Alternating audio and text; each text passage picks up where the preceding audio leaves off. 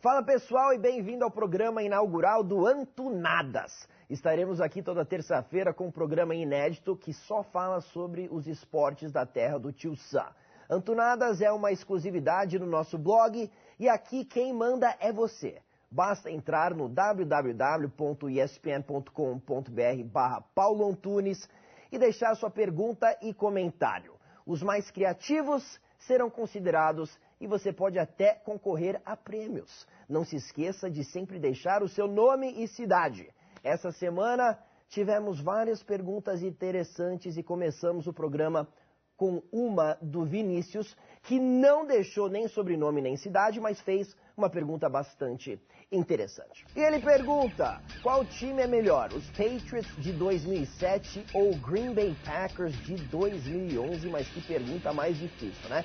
Bom, os Patriots, nos 10 primeiros jogos daquela temporada, anotaram uma média acima de 41 pontos por partida e cederam apenas 15,7. Então a defesa estava jogando bem e o ataque realmente estava destruindo, né? Foram vários jogos acima de 50 pontos, um verdadeiro absurdo. Tom Brady terminou a temporada com 50 touchdowns e apenas 9 interceptações. Os Packers nessa temporada estão com uma média perto aí de 35 pontos por jogo e cedendo 21. Então, nessas 10 primeiras partidas, o New England Patriots teve números melhores, né? Porém, o Aaron Rodgers está numa temporada fabulosa, são 31 passes para touchdown, apenas 4 interceptações, todos os wide receivers estão indo muito bem e esse ataque do Green Bay é muito possante. Mas para comparar os dois times e falar que um é melhor que o outro, é difícil. Porém, os Patriots chegaram ao Super Bowl naquela temporada, vencendo os 18 primeiros jogos do ano. A nossa segunda pergunta vem do engraçadinho do Luiz Francisco de Atibaia, em São Paulo, que pergunta, com a campanha dos Packers, eles terão o privilégio de jogar em casa nos playoffs. Qual o impacto que a neve pode ter no jogo aéreo do Green Bay Packers lá no Lambeau Field? E é uma pergunta muito interessante, porque a gente sabe que a neve afeta muito as extremidades, né? Os dedos, os pés, é difícil sentir. Então, com isso, obviamente, é mais complicado agarrar a bola e também lançar. Você sabia que os Packers, em sua história, têm 15 vitórias, 3 derrotas no Lambeau Field nos playoffs? Mas apenas uma vez os Packers lançaram para mais do que 300 jardas lá no Lambeau. Caio Miari Santos, de Três Pontas, Minas Gerais, pergunta, vi um lance no filme Golpe Baixo e queria saber se algum membro da comissão técnica pode vestir o uniforme e entrar em campo para jogar. Mas é óbvio que pode. Você não viu na semana passada? O Rex Ryan vestiu a camisa número 6 e entrou em campo para conduzir o New York Jets a uma vitória?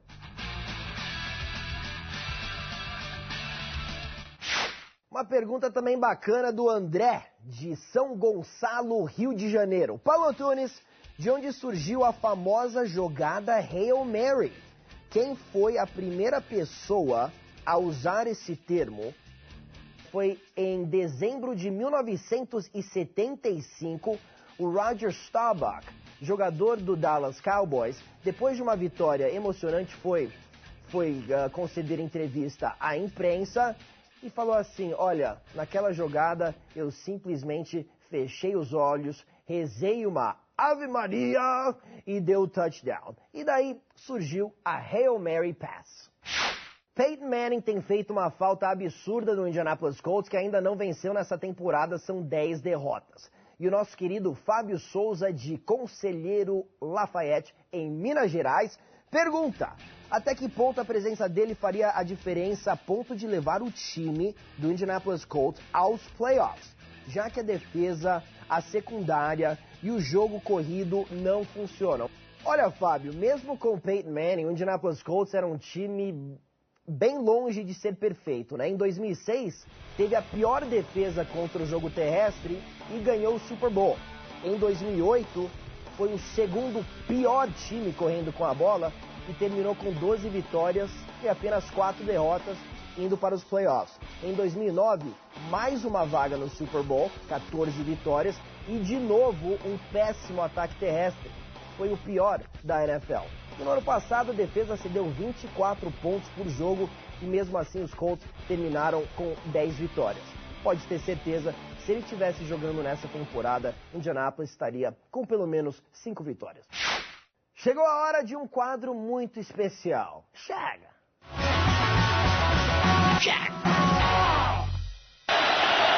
Segunda para 8 aí, da linha de 28 jardas. Andy Dalton, direito, interceptado, bola recuperada pelo Baltimore. Jimmy Smith, lá vai ele, olha o fumble, pegou a vida, atropelaram a zebra. Atropelaram a zebra, vai todo mundo atrás da bola. Oh my God! Acho que mataram o juiz. Seu juiz, eu sei que são 7 de vocês em campo, mas sai da frente, né? E a nossa primeira dama a participar do programa se chama Ângela Campana, que faz uma pergunta interessante. Existe touchdown contra? Não, não existe touchdown contra, mas já teve algumas jogadas bem bizarras. Olha só. Stops, throws, completes it to Kilmer up at the 30-yard line. Kilmer driving for the first down, loses the football. It's picked up by Jim Marshall, who's running the wrong way. Marshall is running the wrong way, and he's running it into the end zone the wrong way, thinks he scored a touchdown. He has scored a safety. His teammates were running along the far side of the field, Russ, trying to tell him go back. Nesse caso, como o jogador jogou a bola pela end zone, seria um safety, 2 pontos para o time adversário. Se ele tivesse entrado na end zone e falado assim, oh my God, o que eu estou fazendo? E voltado para o campo, aí beleza. No momento onde foi tacleado, seria a bola dele atacando para o outro lado. Um pouquinho da NBA, National Basketball Association, aqui no Antunadas. E a pergunta é do Pedro Miranda, de Mogi das Cruzes. Qual o impacto que esse lockout na NBA provoca nos donos dos times e nas receitas da liga? Alguém já calculou quanto dinheiro já foi perdido em toda essa confusão? Com 1/4 da temporada já basicamente cancelado, os donos e jogadores já perderam perto de $1 bilhão, com Kobe Bryant sendo o mais prejudicado. Kobe já perdeu $5,7 milhões.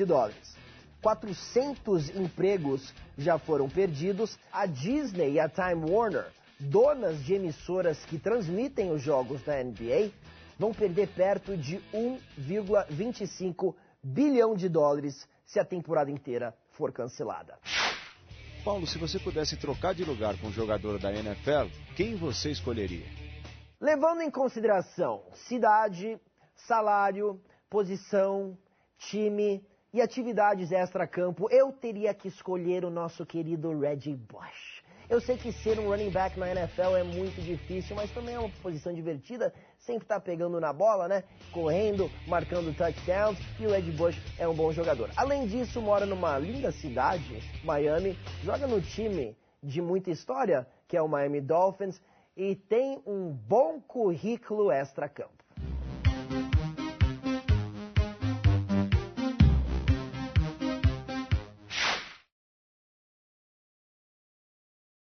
Que diabo significa lose your mama, que às vezes você fala? Não é lose your mama, é who's your mama, que significa quem é sua mamãe. É uma expressão muito comum lá nos Estados Unidos e quem deu esse apelido ao TJ Houshmandzadeh foi o seu companheiro de equipe na época, o Chad Ochocinco. Tirou um sarro com o Houshmandzadeh falando who's your mama e a gente curtiu bastante, então a gente sempre fala. Paulo, qual foi o quarterback mais velho a atuar numa partida da NFL e quem é o vovô que ainda está jogando? George Blanda é o quarterback mais velho da história da NFL, se aposentou aos 48 anos em 1975. O vovô da atualidade é o Mark Brunell, 41 anos, do New York Jets.